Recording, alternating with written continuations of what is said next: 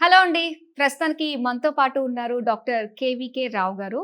And he is the founder and chairman of Saint Mary's group of institutions and అలానే Saint Mary's rehabilitation university. And he is the most renowned legal expert and అలానే educationist అని కూడా చెప్పాలి. 30 years of legacy అనేది education ఫీల్డ్‌లో ఆయనకుంది. And అది మాత్రమే కాదు, థౌసండ్స్ ఆఫ్ స్టూడెంట్స్ కెరియర్‌ని షేప్ చేసిన ఒక విజనరీ లీడర్‌గా కూడా ఆయన పేరు పొందారు. సో ఇప్పుడు మనం మాట్లాడదాము, మరి ఈ యూనివర్సిటీ స్పెషాలిటీ ఏంటి, మెయిన్ మోటో ఏంటి, అండ్ ఇక్కడ జాయిన్ అయితే మనకి ఎలాంటి ప్లేస్మెంట్స్ ఉంటాయి అన్న విషయాలన్నీ కూడా ఈ వీడియో ద్వారా మీ అందరికీ కూడా ఒక క్లారిటీ వచ్చేస్తుంది. నమస్తే సార్. నమస్తే అమ్మా. సార్, ఫస్ట్ నాకు ఈ యూనివర్సిటీ గురించి వినగానే రీహాబిలిటేషన్ సెంటర్స్ అవి ఇవి ఉంటాయి, కానీ ఒక రీహాబిలిటేషన్ యూనివర్సిటీగానే వచ్చారు. సో మెయిన్ మోటో ఏంటి సార్ అసలు? మెయిన్ మోటోకి వచ్చే ముందు 3 విషయాలు స్పష్టంగా అర్థం చేసుకోవాల్సిన అవసరం ఉంది. మొట్టమొదటి విషయం ఏమిటంటే రీహాబిలిటేషన్ అంటే ఏంటి? రీహాబిలిటేషన్ అంటే a process helping a person to regain or improve physical, mental, social, psychological ability after injury, illness, addiction, disability or other health conditions. మనిషి యొక్క ఎబిలిటీ తగ్గుతుంది, ఫంక్షనల్ ఎబిలిటీ తగ్గుతుంది. Regain the ability, improve the ability అనేది రీహాబిలిటేషన్లో. అంటే rehabilitation అంటే అది regain or improve the ability. ఈ రీహాబిలిటేషన్ గురించి నేను నేషనల్, ఇంటర్నేషనల్ రిపోర్ట్స్ చదువుతూ ఉన్నప్పుడు నాకు world health disability report of WHO నా దృష్టికి వచ్చింది. దాంట్లో ఏం రాస్తుందంటే 7.8 బిలియన్ పాపులేషన్ ఉన్నారు వరల్డ్లో. 2.4 billion, 1 in 3 will be benefited by rehabilitation services. దాంట్లో స్టాటిస్టిక్స్ ఇచ్చారు డేటా. 2.4 ఏ కేటగిరీలో ఎంత పర్సెంటేజ్కి రీహాబిలిటేషన్ వల్ల అడ్వాంటేజ్ ఉన్నది అని. దాని తర్వాత రెండో report CDC, center for disease control, USA. ఇవాళ మెడికల్ డేటాలో CDC report has been considered as standard. Surprising, shocking, ప్రజలు మొత్తం తెలుసుకోవాల్సిన విషయం ఈ CDC డేటా. CDC వెబ్సైట్లో కల్పిస్తుంది ఇప్పుడు. 8 disabilities connected with neuro developmental disorder. Autism కానీ, మెంటల్ హెల్త్ కానీ, స్లో లెర్నింగ్ కానీ, ఇవన్నీ న్యూరో కిందకు వస్తాయి. సో వాటిల్లో 150 మంది మనుషుల్లో ఒకరికి న్యూరో ప్రాబ్లం ఉండేది 2000లో. 2020లో 36 మందిలో ఒకరికి. ఎంత డౌన్ అయిపోయింది అసలు అంతలా. మీకు 2035లో 1 in 3 ప్రతి ముగ్గురులో ఒకరికి న్యూరలాజికల్ ప్రాబ్లం ఉంటుంది. ఇవాళ కూడా ప్రతి 10 మందిలో ఒకరికి న్యూరలాజికల్ ప్రాబ్లం ఉన్నది. మనకున్న ప్రాబ్లం ఏంటంటే ఇప్పుడు ఎందుకు 2000లో మీరు 1:150 ఇప్పటికి 1:3 2035కి ఎందుకు పెరుగుద్దా అనుకుంటున్నారు మీరు? పాతకాలంలో డయాగ్నోస్టిక్ ఫెసిలిటీస్ లేవు, ప్రజలు పట్టించుకోలేదు. ఇప్పుడు ఇన్కమ్ పెరిగింది, డయాగ్నోసిస్ పెరిగింది, కాబట్టి ఇప్పుడు they are going to a doctor and finding what is the problem. ఈ న్యూరో డెవలప్మెంటల్ చిల్డ్రన్ పేరెంట్స్ వాళ్ళు పడే ప్రాబ్లమ్స్ మీకు ఇక చెప్పడానికి అలివిగాని ప్రాబ్లం ఉన్నది. ఈ డేటా తర్వాత ఫర్దర్ రీసెర్చ్ చేసాం. ఏంటి ఇంత అక్యూట్ షార్టేజ్ ఉన్నప్పుడు ఎందుకు nobody is coming in to this field, ఏం ప్రాబ్లమ్స్ ఉన్నాయని, అసలు దీనికి ప్రొఫెషనల్స్ ఉన్నారా లేదా, దీనికి ఇంతగా పెరుగుతుంటే ట్రీట్మెంట్ సర్వీసెస్ జరుగుతున్నాయా లేవా అనేది ఎగ్జామిన్ చేసినప్పుడు ఇంకా షాకింగ్ ఇన్ఫర్మేషన్ ఏం తెలిసిందంటే ఇవాళ రీహాబిలిటేషన్ ప్రొఫెషనల్స్ ఎవరైతే ఉన్నారో వాళ్ళు 20 times less than the requirement through out the world. Service gap, ఎవరికన్నా సర్వీస్ కావాలన్నప్పుడు మార్కెట్లో సర్వీస్ అవైలబుల్ కానిది 85 to 95% ఉంది. సర్వీసెస్ కూడా బయట దొరకట్లేదు. ఇంకా మీరు ఆలోచిస్తే మెయిన్ ఏం కనిపిస్తున్నాయి అంటే డయాగ్నోస్టిక్ ఫెసిలిటీస్కి సంబంధించి మాట్లాడితే either non availability of diagnostic facilities, ఎక్కడన్నా డయాగ్నోస్టిక్ ఫెసిలిటీస్ ఉంటే స్లో డయాగ్నిస్ట్ కానీ, ఇన్కరెక్ట్ డయాగ్నిస్ట్ కానీ ఉంటున్నది. డయాగ్నోస్ చేసిన తర్వాత కూడా నో రైట్ ప్రోటోకాల్, ఎట్లా ట్రీట్ చేయాలనే దాని మీద కూడా ప్రోటోకాల్ లేదు. ఇవాళ అన్ని జబ్బులకి ప్రోటోకాల్ ఉంది. మీకు కార్డియాక్ ప్రాబ్లం వస్తే డాక్టర్ విల్ టెల్ ఫస్ట్ నుంచి 10 దాకా ఏం స్టెప్స్ తీసుకోవాలి, ఆపరేషన్ చేయాలా, మెడిసిన్ తీసుకోవాలా చెప్తారు. క్యాన్సర్కి అన్ని జబ్బులకి ప్రోటోకాల్ ఉంది. ఈ న్యూరో ప్రాబ్లంలో there is no right protocol. Services లేవు, ప్రొఫెషనల్స్ లేరు, అంబరెల్లా ఎన్విరాన్మెంట్ ఉన్న సిస్టమ్ కూడా లేదు. ఇంకొక మెయిన్ ప్రాబ్లం ఏంటంటే అంబరెల్లా అని ఎందుకు అంటున్నానంటే ఇవాళ ఒక న్యూరో చైల్డ్ ఉంటే న్యూరో చైల్డ్కి 5 నుంచి 6 రకాల థెరపీలు కావాలి. Each therapy cost about 15,000.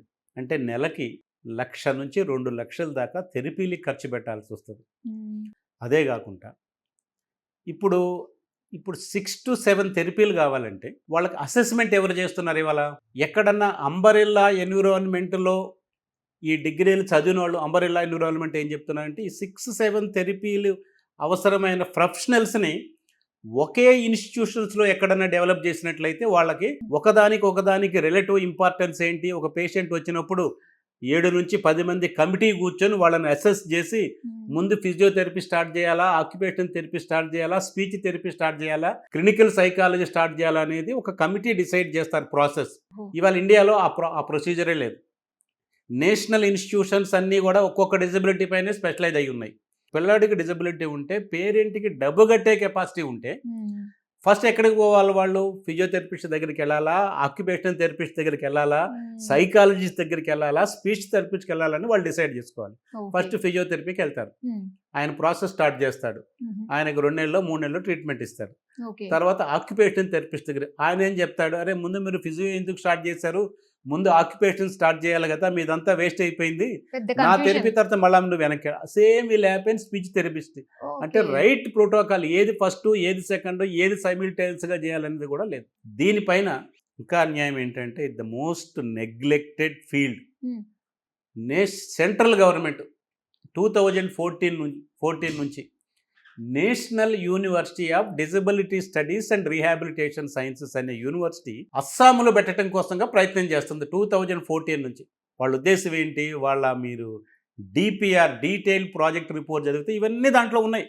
Shortage ఎట్లా ఉన్నది, ప్రొఫెషనల్స్ లేని సంగతి, డయాగ్నోస్టిక్లో ఉన్న ప్రాబ్లమ్స్ ఏంటి, పేరెంట్స్ పడుతున్న అన్నీ క్లియర్గా వాళ్ళు ఐడెంటిఫై చేశారు. 2014లో ఐడెంటిఫై చేశారు. వాళ్ళు ఏం చెప్తున్నారంటే దాంట్లో there is not even 1 umbrella rehabilitation university in India. 120-130 కోట్ల ప్రజలున్న కంట్రీలో, ఎంతో అడ్వాన్స్మెంట్ అయ్యామని పెద్ద మాట్లాడుతున్న కంట్రీలో అంత పెద్ద నెంబరు డిజబిలిటీస్ ఉంటే, న్యూరో చిల్డ్రన్ ఉంటే, not even 1 umbrella rehabilitation university till 2014-25 దాకా కూడా first Saint Mary's rehabilitation university ఈ కార్యక్రమంలో ముందుకు వచ్చింది. ఆ సెంట్రల్ గవర్నమెంట్ యూనివర్సిటీ 2021లో డ్రాఫ్ట్ బిల్లు వెబ్సైట్లో పెట్టారు. ఇప్పటిదాకా డ్రాఫ్ట్ అప్రూవ్ కాలేదు, ఇనిషియేషన్ కూడా కాల. 12 ఏళ్ళు అయిపోయింది, 12 ఏళ్ళ నుంచి అది డ్రాఫ్ట్ స్టేజ్లోనే ఉన్నది. అన్ని కాంప్లికేషన్స్ ఉన్నాయి. It's not an easy. ఎంతో రీసెర్చ్ జరగాలి, ఎంతో ప్రాసెస్ చేయాల్సిన అవసరం. కానీ అంత డిమాండ్, అంత రిక్వైర్మెంట్ ఉన్నప్పుడు గవర్నమెంట్ కూడా ఇంత డిలే చేయడానికి అసలు ఏంటి, నెగ్లెక్ట్ చేయడానికి రీజన్స్ ఏంటంటారు? అసలు రాజ్యాంగం ఏం చెప్పిందంటే, ఆర్టికల్ 14 ఏం చెప్పిందంటే, డిప్రైవ్డ్ సెక్షన్స్ గురించి, ఇట్లాంటి వాళ్ళ గురించి గవర్నమెంట్లు పట్టించుకోవాలి అన్నారు. 2016లో ఉన్న ఆర్పిడబ్ల్యూడి యాక్ట్ ఏం చెప్పిందంటే, సెక్షన్ 27 హెల్త్ రిహాబిలిటేషన్. ఏమైనా జబ్బు ఉన్నట్లయితే న్యూరో చిల్డ్రన్కి కానీ డిజబిలిటీస్కి కానీ ఆ డిజబిలిటీకి సంబంధించిన బాధ్యత గవర్నమెంట్ తీసుకోవాలి. వాళ్ళకి ఫ్రీ హెల్త్ ఫెసిలిటీస్ ప్రొవైడ్ చేయాలి. హాస్పిటల్కి వెళ్తే వాళ్ళకి ప్రయారిటీ ఇన్ అటెండెన్స్, డాక్టర్ ముందు వాళ్ళని డిస్పోజ్ చేయాలి. హాస్పిటల్లో యాక్సెసిబిలిటీ నామ్స్ కావాలి, అది వాళ్ళ రైటు. ఇట్స్ నాట్ ఎవరో జాలీ దయ కాదు. They have right of health rehabilitation, right of educational rehabilitation. Suppose neuro child ఉన్నాడు అనుకోమ్మా, స్పెషల్ స్కూల్లో చదివించేవాళ్ళు. ఇప్పుడంటే 30 మంది న్యూరో చిల్డ్రన్ ఒక స్కూల్ పెట్టి వాళ్ళని చదివించేవాళ్ళు. అడ్వాన్స్డ్ రీసెర్చ్ ఏం చెప్పిందంటే, న్యూరో చైల్డ్ని న్యూరో పిల్లోడితో చదివించడం కాదు చేయాల్సింది, తీసుకొచ్చి జనరల్ ఎడ్యుకేషన్, ఇంక్లూజివ్ ఎడ్యుకేషన్లో చదివించండి, జనరల్ పిల్లలతో పాటుగా వాడికి కొంచెం ఇంప్రూవ్మెంట్ వస్తుంది అనేది సైన్స్ చెప్పింది. దాని తర్వాత సెక్షన్ 31 ఆఫ్ ది ఆర్పిడబ్ల్యూడి అని చెప్పిందంటే, ఎక్కడన్నా న్యూరో చైల్డ్ ఉన్నట్లయితే ఆ విసినిటీలో ఏ స్కూల్ ఉన్నా వాళ్ళ బాధ్యత ఏంటంటే వాళ్ళకి ట్రాన్స్పోర్ట్ ప్రొవైడ్ చేయాలి, ఫ్రీ ట్రాన్స్పోర్ట్ తీసుకువెళ్ళాలి, ఫ్రీ ఎడ్యుకేషన్ ఇవ్వాలి, లోపల మధ్యలో థెరపిస్టులు ఉండాలి, తీసుకొచ్చి మళ్ళీ ఇంటి దగ్గర డ్రాప్ చేయాలి. ఇవాళ నేను నా సోషల్ రెస్పాన్సిబిలిటీతో భాగంగా ఆ యాక్టివిటీ కంటిన్యూ అవుతుంది. నా పక్కన ఉన్న రమాదేవి పబ్లిక్ స్కూల్లో నేను అప్లికేషన్ పెట్టాను పిల్లలకి. తర్వాత ఇక్కడ విజ్ఞానంలో పెట్టాను, ఇంకా లీడింగ్ స్కూల్స్ అన్నింటిలో పెట్టాను అప్లికేషన్. 10 మంది పిల్లలకి ఇంక్లూజివ్ ఎడ్యుకేషన్ ఇవ్వండి, అది వాళ్ళ స్టాట్యూటరీ రైటు. రీసెంట్గా సుప్రీంకోర్టు ఫండమెంటల్ రైట్ అని కూడా గుర్తించింది. ఒక్కరు కూడా అడ్మిషన్ ఇవ్వలా. నేను వెళ్ళి కలిసా, మాకు జనరల్ పిల్లలు చదువుకోరు మీ న్యూరో పిల్లలని, బట్ స్టాట్యూటరీ రైట్ ఉంది కదా. నేను కమిషన్ని కంప్లైంట్ చేశా, కమిషన్ నో రిప్లై. సో వీళ్ళ ఎడ్యుకేషనల్ రైట్స్ ఏమైతే ఉన్నాయో, now it's a fundamental right, statutory right has upgraded into a fundamental right by recent supreme court judgment. Nobody bothers about that fundamental right. DEO complaint పెట్టా, secretary complaint పెట్టా, commissioner complaint పెట్టా. we have to show sympathy towards them. The responsibility of neuro children is not parent, entire society. Government బాధ్యత, acts చెప్పినాయి. So వాళ్ళకి educational rights లేవు, employment right ఏంటంటే ఇప్పుడు neuro కాకుండా other physical disabilities అన్న deaf and డెమ్, తర్వాత ఈ స్పీచ్ లాంటి ఏమన్నా ప్రాబ్లం ఉన్న వాళ్ళకి 5% రిజర్వేషన్ ఉన్నది. న్యూరో చిల్డ్రన్ పరిస్థితి ఏంటి? వాళ్ళని నేను 24 అవర్స్లో 1 అవర్ 1.5 అవర్ వాళ్ళు కొంచెం హైపర్ అవుతారు, మిగతా టైం అంతా బాగానే ఉంటారు. మరి వాళ్ళకి ఎంప్లాయ్మెంట్ రైట్ ఉంది కదా. వాళ్ళకి employment I wrote to all companies, బాబు నా దగ్గర న్యూరో చిల్డ్రన్ ఉన్నారు, నేను వాళ్ళని కొంచెం ట్రైన్ చేస్తాను, వాళ్ళకి ఎంప్లాయ్మెంట్ రైట్ ఉన్నది, 10 మందిని మీ దగ్గరికి తీసుకొస్తాను, వాళ్ళకు 20,000 25,000 ఉద్యోగం ఇవ్వండి, నేను వాళ్ళతో పాటు ఒక థెరపిస్ట్ని కూడా పంపిస్తాను, మధ్యలో హైపర్ అయితే మా థెరపిస్ట్ వాళ్ళని కంట్రోల్ చేస్తాడు, మీకేం ప్రాబ్లం లేదు, బస్సులో తీసుకెళ్ళి బస్సులో వెనక తెచ్చుకుంటాం మేము, వాళ్ళ ప్రాబ్లం పేరెంట్ మీద పడదు, మీకు మీ బాధ్యత అది, మీకు సిఎస్ఆర్లో కూడా మీకు బాధ్యత ఉన్నది, వాళ్ళకి ఎంప్లాయ్మెంట్ ఇవ్వండి అని రాశారు. Nobody react. సో ఫస్ట్ ఇవన్నీ చూసిన తర్వాత నాకేమనిపించిందంటే మిగతా జీవితానంతం ఈ ఇష్యూ మీద నాకు కొంచెం లీగల్ నాలెడ్జ్ బాగా ఎక్కువ ఉంది, నేను వేల కాలది కేసులు వేసాను నేను. So I have a duty and responsibility to fight for this people. So దా ఉద్దేశంతో రిహాబిలిటేషన్ యూనివర్సిటీ పెట్టి, ఇక్కడ నా ఉద్దేశం అంబరిల్లా రిహాబిలిటేషన్ యూనివర్సిటీ అంటే అన్ని రకాల ప్రొఫెషనల్స్ని రిహాబిలిటేషన్కి అవసరమైన వాళ్ళని. ఒకసారి మీరు చూస్తే నర్సింగ్లు ఇవాళ జనరల్ నర్సింగ్ ఉన్నది ఇండియాలో ఎక్కడైనా. నాకు రిహాబిలిటేషన్ నర్సులు కావాలి, జెరియాటిక్ నర్సులు కావాలి, పోస్ట్ ఆపరేటివ్ నర్సులు కావాలి, సైకలాజికల్ నర్సులు కావాలి. నీ జనరల్ నర్సులు రిహాబిలిటేషన్ పిల్లలకి పనికిరారా అండి? ఫస్ట్ టైం వింటున్నాను, నాకు అసలు ఐడియా లేదు. ఇప్పుడు డాక్టరు, ఇప్పుడు మీకు ENT doctor, gynaec doctor, heart doctor వేరు కదమ్మా. మరి మా పిల్లలకి సర్వీస్ చేసే నర్సులు జనరల్ నర్సులు తీసుకు, సైకలాజికల్ నర్సు కావాలి నాకు, జెరియాటిక్ నర్సులు కావాలి. సో నాకు సపరేట్ నర్సులు, రిహాబిలిటేషన్ నర్సులు కావాలి, నాకు సపరేట్ నర్సులు కావాలి, నాకు ఫిజియోథెరపీ దానికి సంబంధించిన వాళ్ళు కావాలి నాకు మా నర్సులు. సో ఇవాళ నేను 14 రకాలైన నర్సింగ్ ప్రోగ్రామ్ను డిజైన్ చేశాను. But government is generous. గవర్నమెంట్లో నేను ఈ యూనివర్సిటీ రావడానికి నా ప్రయత్నం కన్నా కూడా గవర్నమెంట్ చాలా పాజిటివ్గా రిసీవ్ చేసుకుంది. ఉత్తమ్ కుమార్ రెడ్డి గారు ఒకసారి ఈ కాన్సెప్ట్ విన్న తర్వాత ఆయన మనసు పెట్టి ప్రయత్నం చేస్తున్నాడు. ఆ తర్వాత సెక్రటరీ ఎడ్యుకేషన్, ఆ madam, she's a doctor basically, ఆవిడకి అర్థమైంది these type of universities are required for the state అని. సీఎం గారు ఇమ్మీడియట్గా కన్విన్స్ అయ్యి ఆర్డినెన్స్ ద్వారా మా యూనివర్సిటీని స్టార్ట్ చేశారు, అంటే లేట్ కాకుండా ఉండటం కోసంగా. సో తెలంగాణ, నేను ఇదే ప్రాసెస్, నేను బెంగాల్లో నాకు ఇంజనీరింగ్ కాలేజీలు ఉంటే బెంగాల్లో ట్రై చేస్తున్నా, ఐఏఎస్ ఆఫీసర్లు అర్థమవుతుంది, అప్రిషియేట్ చేస్తున్నారు, ప్రాసెసింగ్ లేట్ అవుతుంది. ఆంధ్రప్రదేశ్లో ట్రై చేస్తున్నా, ఎవరు పట్టించుకోవటం లేదు. But Telangana government under Revanth Reddy గారి leadership and with initiation of Uttam Kumar Reddy గారు చాలా ప్రోయాక్టివ్గా పనిచేసి ఇంపార్టెన్స్ని గుర్తించింది. ఇంకా దీంట్లో ఈ కోర్సులు జీవో తీసుకునేటప్పుడు సెక్రటరీ గారు, సీఎం ఆఫీస్ సెక్రటరీ గారు అనేవి అడిగారంటే, రావు గారు నేను మీకు కొంతమంది న్యూరో చిల్డ్రన్ నేను ఇస్తాను, కొన్ని న్యూరో స్కూల్ ఇస్తాను, వాళ్ళ మీరు ఫ్రీ ఆఫ్ కాస్ట్తో తీసుకోవాలి. సార్ నా ఆబ్జెక్టే అది, we will take free of cost. ఇక్కడ నా ఆబ్జెక్ట్ ఏంటంటమ్మా, ఇప్పుడు అంబరిల్లా రిహాబిలిటేషన్ ప్రొఫెషనల్స్ని డెవలప్ చేయాలి. World is in need of them. ఒక ఫిజియోథెరపిస్ట్ని తయారు చేసి, ఆక్యుపేషనల్ థెరపిస్ట్ తయారు చేసి పంపడం, ఆపరేషన్లు కానీ అన్ని రకాల థెరపిస్ట్ని తయారు చేసి పంపించాలి మార్కెట్లో. 2 అంబరిల్లా రిహాబిలిటేషన్ సర్వీసెస్ కూడా ప్రొవైడ్ చేయాలి. 3 అన్నిటికంటే ముఖ్యమైనది, ఇప్పటిదాకా ఇండియాలో ఎవరు కూడా ఛాలెంజ్ టేకప్ చేయలేదు, నేను ఆ ఛాలెంజ్ టేకప్ చేస్తున్నా. I want to adopt all neuro children of Telangana in a phased manner. మీరు అడాప్షన్ అనేది చాలా పెద్ద మాట, కష్టం అనుకుంటున్నాను మీరు, కానీ గవర్నమెంట్ 4,000 ఇస్తుంది, వాళ్ళు హెల్ప్ చేస్తుంది. ఇంకొక 2,000 అంటే 6,000 ఇస్తానని గవర్నమెంట్ హామీ ఇచ్చింది. 2 ఏళ్ల తర్వాత 2,000 ఇచ్చిన 6,000తో మనం సూర్యాపేటలో మనం ఎక్కడన్నా ఒక బిల్డింగ్ తీసుకొని అక్కడ ఒక 60 మందినో 100 మందినో సూర్యాపేట జిల్లా వాళ్ళ న్యూరో చిల్డ్రన్ అంతా అక్కడ పెట్టామనుకోమ్మా, ఆ 6,000తో ఫుడ్ లాడ్జింగ్ అంతా సరిపోతుంది. హుజూర్ నగర్, కొడంగల్, ఎక్కడంటే అక్కడ అంతా హైదరాబాద్ మా సెయింట్ మేరీస్ యూనివర్సిటీకి రావాల్సిన అవసరం లేకుండా అక్కడ మనం డిఫరెంట్ ప్లేసెస్లో మనం డిఫరెంట్ టైప్స్ ఆఫ్ హాస్టల్స్ పెట్టచ్చు. థెరపిస్టులు ఎవరు?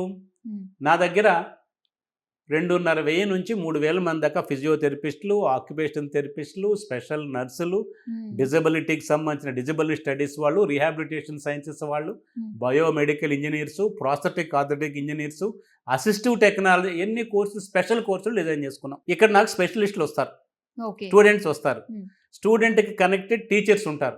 తర్వాత నేను పిహెచ్డి ప్రోగ్రామ్స్ కండక్ట్ చేయొచ్చు. పిహెచ్డి నేను అబౌట్ 100 మెంబర్స్ దాకా ఈ రీహాబిలిటేషన్లో వాళ్ళకి పిహెచ్డి స్టూడెంట్స్ని సెలెక్ట్ చేసుకున్నాను. వాళ్ళకు కండిషన్ పెట్టాను నేను ఇవాళ రీహాబిలిటేషన్ న్యూరో చిల్డ్రన్ అడాప్ట్ చేసుకుందాం అనుకుని నాకు రూపాయి ఫీజు కట్టక్కల్లా. 2 రోజులు వారంలో నీ టైం నాకు పూర్తిగా కావాలి థెరపీ ఇవ్వటం కోసంగా. నా దగ్గర ఇప్పుడు 100 మంది పీజీ స్పెషలిస్టులు, పిహెచ్డి స్కాలర్స్ ఉన్నారు. ఎక్కడ కూడా ఇండియాలో ఒక ఇన్స్టిట్యూషన్లో 100 మంది రీహాబిలిటేషన్ ప్రొఫెషనల్స్ ఎక్కడ కూడా దొరకరు. 100 మంది పైన ఫ్యాకల్టీ ఉన్నారు ప్రొఫెషనల్స్. 2,000 మంది దాకా నాకు స్టూడెంట్స్ వస్తారు. ఎవ్రీ ఇయర్ పెరుగుతూ పోతారు. సో నేను ఒక 2 నెలల లోపలే we want to start initiate this program. మేము ఇంకా యూనివర్సిటీ ఓపెన్ చేయలేదు. మేము ఓపెనింగ్ కోసంగా నేను ఎవరిని తీసుకురావాలని చూస్తున్నాం. దీనికి ఓపెన్ చేసిన తర్వాత అదే రోజు మేము ఇంకా ఇనాగరేట్ చేయలేదు. మేము ఇనాగరేట్ అయిన రోజే మేము we wanted to start that free adoption of neuro children. University గురించి ఇంకా తెలుసుకోవాలని ఉందండి. సో ఎవరైతే జాయిన్ అవ్వాలి అనుకుంటున్నారో మీరు చెప్పడంతో అర్థమైంది. ఎందుకంటే చాలా ఎక్స్పోజర్ ఉంది ఇందులో మనకి, అలాగే రిక్వైర్మెంట్ కూడా చాలా ఉంది. అలాగే స్టూడెంట్స్ కానీ పేరెంట్స్ కానీ చూస్తున్న వాళ్ళకి ఏంటంటే చక్కగా ప్లేస్మెంట్స్ రావాలి, మా పిల్లలు సెటిల్ అవ్వాలి, మాకు ఒక చిన్న సోషల్ సర్వీస్ చేసుకుంటూ కూడా సమాజానికి ఎంతో సేవ చేసుకుంటూ మేము సంపాదించుకోవాలి అనుకునే వాళ్ళకి మాత్రం బెస్ట్ అని నాకు అర్థమవుతుందండి. ఇంకా అంటే ఇప్పుడు స్టూడెంట్స్ పరంగా ఎవరైతే ఉంటారో 4 years కోర్స్ ఉంటుంది కాబట్టి వాళ్ళకి ఎలా ఉంటుంది అండి అసలు? అంటే ట్రైనింగ్ పరంగా కావచ్చు, ఇక్కడ ఇన్ఫ్రాస్ట్రక్చర్, ల్యాబ్స్ పరంగా ఎలా ఉంటాయంటారు ఇక్కడ ఈ యూనివర్సిటీలో? ఇంతకుముందు మా దగ్గర 3 ఇంజనీరింగ్ కాలేజీలు ఉన్నాయి. నాకు 120 acres క్యాంపస్. ఇది 10 lakhs స్పేస్ ఉన్నది. చాలా చక్కటి క్యాంపస్. మీరు చూశారు, అద్భుతంగా ఉంటుంది. అందంగా కొండల మధ్య, ఎన్విరాన్మెంటల్ పొల్యూషన్ లేదు, ఎలాంటి సౌండ్ పొల్యూషన్ లాంటివి లేవు. ప్రశాంతంగా స్టూడెంట్స్ హాస్టల్లో ఉండి చదువుకోవడానికి బెస్ట్ క్యాంపస్ నాకు తెలిసి ఇన్ తెలంగాణ అండ్ ఇండియాలో కూడా one of the best campus కిందకి వస్తుంది మా క్యాంపస్. మేము స్టార్ట్ చేసే కోర్సులన్నీ కూడా 100% ఎంప్లాయబిలిటీ ఉన్న కోర్సులు. ఇంజనీరింగ్లో ఏఐ, డేటా సైన్స్ లాంటివి ఇవన్నీ మాకు అన్ని కోర్సుల్లో ఇంటిగ్రేట్ చేయాల్సిన అవసరం ఉంది కాబట్టి, ఈవెన్ నర్సింగ్లో కూడా నేను ఏఐని, డేటా సైన్స్ని ఇంటిగ్రేట్ చేయాలి కాబట్టి basic emerging area engineering course start చేసాం. మేము ఇప్పుడు ఈ బయోమెడికల్ ఇంజనీరింగ్ చాలామంది నెగ్లెక్ట్ చేశారు. బయోమెడికల్ అనేది చాలా ఇంపార్టెంట్. మెడికల్ ఎక్విప్మెంట్ తయారు చేయటం, దానికి మెడికల్ ఇవి అసిస్టివ్ టెక్నాలజీ లాంటివి ఇవ్వటము. అట్లాగే బయోమెడికల్ అనేది దాంట్లో రోబోటిక్ సర్జరీ, ఇదంతా కూడా బయోమెడికల్ ఇంజనీరింగ్కి సంబంధించి. సో బయోమెడికల్ ఇంజనీరింగ్ స్టార్ట్ చేసాం మేము. తర్వాత prosthetics and orthotics and assistive technology engineering, ఇది కూడా ఈ డిజబిలిటీ సెక్టార్లో ఆర్టిఫిషియల్ లిమ్స్ తయారు చేయటం, ఆర్మ్స్ తయారు చేయటం, తర్వాత హీరింగ్ ఎక్విప్మెంట్ తయారు చేయటం, వీటన్నిటిలో ఉపయోగపడుతుంది. ఇలాంటి రీహాబిలిటేషన్కి కనెక్ట్ అయిన ఇంజనీరింగ్ కోర్సెస్ అన్ని స్టార్ట్ చేస్తాం. వాటన్నిటికీ బ్రహ్మాండమైన ఎంప్లాయ్మెంట్ ఉంది. Students gradually they will understand the importance and employability and they will join. తర్వాత ఈ కోర్సుల్లో మాకు IIAT అనే ఒక సంస్థ కూడా మాకు వాళ్ళు పార్ట్నర్గా, ఇండస్ట్రీ పార్ట్నర్గా ఉండి మాతో కలిపి చాలా ఇంట్రెస్ట్గా పనిచేస్తున్నారు. తర్వాత హెల్త్ సైన్సెస్, ఇవాళ హెల్త్ సైన్సెస్ కూడా చాలా డిమాండ్ ఉంది. హెల్త్ సైన్సెస్లో ఉన్న ప్రాబ్లం ఏంటంటే ఇప్పటిదాకా హెల్త్ సైన్సెస్కి నేషనల్ వైజ్ కానీ స్టేట్లో కానీ రికగ్నైజ్డ్ బాడీస్ లేవు. అలైడ్ హెల్త్, మనం పారామెడికల్ అనేవాళ్ళం. అద్భుతమైన జాబ్ ఆపర్చునిటీస్ ఉన్నాయి వాళ్ళకి. ఇప్పుడు దాకా రికగ్నైజ్డ్ బాడీస్ లేవు. 2021లో national commission for allied and health care professions act అని, దాని ద్వారా ఇవాళ అలైడ్ హెల్త్ ప్రొఫెషన్స్ అన్నిటిని కోర్సు స్టాండర్డైజ్ చేస్తూ, కరికులం స్టాండర్డ్ చేస్తూ, ప్రాక్టీస్కి సంబంధించిన రూల్స్ కూడా వాళ్ళు ప్రిస్క్రైబ్ చేస్తూ, ఈ కోర్స్ కంప్లీట్ అయిన వాళ్ళు వాళ్ళ నేషనల్ అలైడ్ హెల్త్ కమిషన్ యొక్క రిజిస్టర్లో ఎంటర్ చేయడం ద్వారా ఇండియాలో కానీ వరల్డ్లో కానీ వాళ్ళు ప్రాక్టీస్ చేయడానికి వీలుగా ఉంది. ఆ అలైడ్ హెల్త్ కోర్సులు ఇప్పుడు దాకా 17 కోర్సెస్ని అలైడ్ హెల్త్ కమిషన్ ఐడెంటిఫై చేసింది. దానికి కోర్సెస్ అన్ని కూడా ప్రిస్క్రైబ్ చేసింది. 17 కోర్సెస్ మేము స్టార్ట్ చేస్తాం. మాకేంటంటే allied health rehabilitation, allied health technology should be used in engineering in rehabilitation sector. మా దగ్గర 100 బెడెడ్ మెడికల్ రిహాబిలిటేషన్ హాస్పిటల్ ఉంది, okay 50 bedded mental health hospital ఉన్నది, 250 బెడ్ కెపాసిటీ మాకు ఈ న్యూరో చిల్డ్రన్ స్కూల్ కూడా ఉన్నది, ఇన్స్టిట్యూషన్ కూడా ఉంది. ఓకే ఇవన్నీ కూడా మాకు హ్యాండ్స్ ఆన్ ఎక్స్పీరియన్స్కి ఉపయోగపడుతుంది. ఫిజియోథెరపీ, జనరల్ ఫిజియోథెరపీలో ఒకే స్పెషలైజేషన్ ఉంటుంది. మా దగ్గర 6 స్పెషలైజేషన్స్ ఉన్నాయి. 6 స్పెషలైజేషన్ ఉన్న ఫిజియోథెరపిస్టులు మాకు న్యూరో చిల్డ్రన్కి అవసరం అవుతారు. అట్లాగే ఆక్యుపేషన్ థెరపీ, అవి కూడా ఒకటే ఉంటుంది ఇండియాలో, ఒకే రకమైన ఆక్యుపేషన్ థెరపీ. మేము 6 టైప్ ఆఫ్ ఆక్యుపేషన్ థెరపీని డెవలప్ చేసాం. మీరు స్పెషల్ ఎడ్యుకేషన్, ఈ చిల్డ్రన్ అందరికి కూడా స్పెషల్ ఎడ్యుకేషన్ కావాలి. ఇవాళ ఇండియాలో ఆర్సీఐ ఏదైతే ఉన్నదో, ఇవాళ 1 in 10, 1 in 6 న్యూరో చిల్డ్రన్ ఉంటే ఇవాళ 400-500 దాటి ఆటిజం స్పెక్ట్రమ్ డిజార్డర్లో చదివిన ప్రొఫెషనల్స్ లేరు. సో వాళ్ళని ఎక్కువగా డెవలప్ చేయాల్సిన అవసరం. సుప్రీంకోర్టు కూడా చాలా టైం అండ్ అగైన్ చెప్పింది, అక్యూట్ షార్టేజ్ ఉన్నారు రిహాబిలిటేషన్ ప్రొఫెషనల్స్, ఇమ్మీడియట్ యాక్షన్ తీసుకోండి, ఎన్హాన్స్ చేయండి, ఇంప్రూవ్ చేయండి అని. బడి బాదర్స్ రిహాబిలిటేషన్ కౌన్సిల్ వాళ్ళు నిద్రపోతున్నారు, చాలా స్లోగా ఉన్నారు వాళ్ళు. ఈ పేస్లో ఈ వర్క్ నడవదు. తర్వాత ఇంకొకటి, ఆర్పిడబ్ల్యూడి యాక్ట్ 2016లో సెక్షన్ 47 సబ్సెక్షన్ 2 ప్రకారంగా ప్రతి యూనివర్సిటీ కూడా రిహాబిలిటేషన్ కోర్సు స్టార్ట్ చేయాలి. ఎందుకంటే అంత షార్టేజ్ ఉంది కాబట్టి. 1150 యూనివర్సిటీస్ ఉన్నాయి. 30 యూనివర్సిటీస్ మాత్రం నేమ్ సేక్కి క్యాష్ కవ్ కోర్సులు అయితే ఉన్నాయో, సైకాలజీ, స్పీచ్ థెరపీ లాంటి కోర్సులు స్టార్ట్ చేశారు. మిగతా కోర్సులు ఎవ్వరు కూడా స్టార్ట్ చేయట్లేదు. ఎందుకని? దాంట్లో తలకాయ నొప్పులు ఎక్కువ ఉన్నాయి. స్పెషల్ స్కూల్స్ నడపాలి, న్యూరో చిల్డ్రన్ని క్యాంపస్లో పెట్టుకొని నడపాలి, మెడికల్ రిహాబిలిటేషన్ హాస్పిటల్ పెట్టాలి, మెడికల్ రిహాబిలిటేషన్ పేషెంట్స్తో హ్యాండిల్ చేయాలి, మెంటల్ హెల్త్ హాస్పిటల్ పెట్టాలి, మెంటల్ హెల్త్ పేషెంట్లో హ్యాండిల్ చేయాలి, డీ అడిక్షన్ సెంటర్స్ పెట్టాలి, వాళ్ళతో హ్యాండిల్ చేయాలి. పీపుల్ అందరూ డబ్బులు వచ్చే కోర్సులు పెట్టి, కమర్షియల్ కోర్సులు పెట్టి 25 లక్షలు 30 లక్షలు ఫీజు తీసుకొని వాళ్ళకి ఏం పట్టించుకోకుండా వాళ్ళ పాటికి వాళ్ళు గంజాయి తాగుతున్నా, బాయ్ ఫ్రెండ్ గర్ల్ ఫ్రెండ్ కల్చర్లో ఉన్న, కాలేజ్కి వచ్చినా రాకపోయినా, ఇన్ఫ్రాస్ట్రక్చర్ లేకుండా పట్టించుకుంటున్న వాళ్ళకి తలకాయ నొప్పి ఎందుకు? సోషల్ అప్లికేషన్ ఎక్కడుంది వాళ్ళకి? ఎవరు అడుగుతున్నారు వాళ్ళ social application? When it's mandatory to start rehabilitation courses. తెలంగాణలో ఒక్క యూనివర్సిటీలో కూడా రిహాబిలిటేషన్ కోర్సెస్ లేవు. అలాంటి సిచ్యువేషన్లో మేము ముందుకు వచ్చాం. మాకు కూడా చిన్న చిన్న ప్రాబ్లమ్స్ ఉన్నాయి అర్థం చేసుకోవడంలా. మా కోర్సులు స్టార్ట్ చేసేటప్పుడు చిన్న స్టేట్ తెలంగాణ నర్సింగ్ కౌన్సిల్ వాళ్ళకి మా కోర్సుల అప్లికేషన్ ఇవన్నీ ఎందుకు మీకు అంటారు. వాళ్ళు రిహాబిలిటేషన్ నీడు, ఇక్కడ ఎంతమంది ప్రొఫెషనల్స్ కావాలి, అంబరెల్లా రిహాబిలిటేషన్ అంటే ఏంటి అనేది ఇంకా వాళ్ళకి అర్థం కావటంలా. సో మాకు ఫస్ట్ ఛాలెంజ్ రెగ్యులేటరీ అథారిటీస్ దగ్గర నుంచి, గవర్నమెంట్ దగ్గర నుంచి మేము పర్మిషన్ తీసుకొని బయటకు వచ్చినా కూడా మాకు central regulatory authorities, state regulatory అథారిటీస్తో కూడా మేము కంకరెన్స్ తీసుకోవాలి. అక్కడ కొంత ప్రాబ్లం ఫేస్ చేస్తున్నాం. So we have to handle this. ఇంకొక సంవత్సరం పట్టుద్ది ఈ ప్రాబ్లమ్స్ నుంచి బయటికి రావడానికి. కోర్టు హెల్ప్ కూడా తీసుకుంటున్నాం. బట్ చాలా క్లియర్గా ఉన్నాం. Our object is clear, our goal is clear. We don't want to leave it in between. ఎక్కడ దాకానా సరే ఈ న్యూరో చిల్డ్రన్ గురించి పోరాడతాం, వాళ్ళ హక్కుల్ని సాధించేటట్లుగా చేస్తాం. పారామెడికల్ కోర్సెస్తో పాటుగా ఇంజనీరింగ్ కూడా మనకి ఇక్కడ ఉంది కాబట్టి, సో ప్రెజెంట్ ఎవరైతే ఇంజనీరింగ్లో కోర్సెస్ పర్సూ చేయాలనుకుంటున్నారో, సో వాళ్ళకి రోజు రోజుకి మనకి టెక్నాలజీ చేంజ్ అవుతూ ఉంటుంది. సో దానికి తగ్గట్టుగా కరికులంలో వాళ్ళకి ఏ విధంగా యాడ్ చేస్తారో, దాన్ని ఇండస్ట్రీ రెడీగా పిల్లల్ని ఎలా తయారు చేస్తారు ఈ యూనివర్సిటీ ద్వారా. ఎమర్జింగ్ ఏరియా కోర్సులకు సంబంధించిన బ్రహ్మాండమైన course curriculum, employment oriented course curriculum. మాకు ఇవాళ టెక్నాలజీ యూజ్ చేయడానికి ఈ డిజిటల్ బోర్డులు, unlimited internet, air condition class rooms, qualified teachers, student should come to the class with a laptop.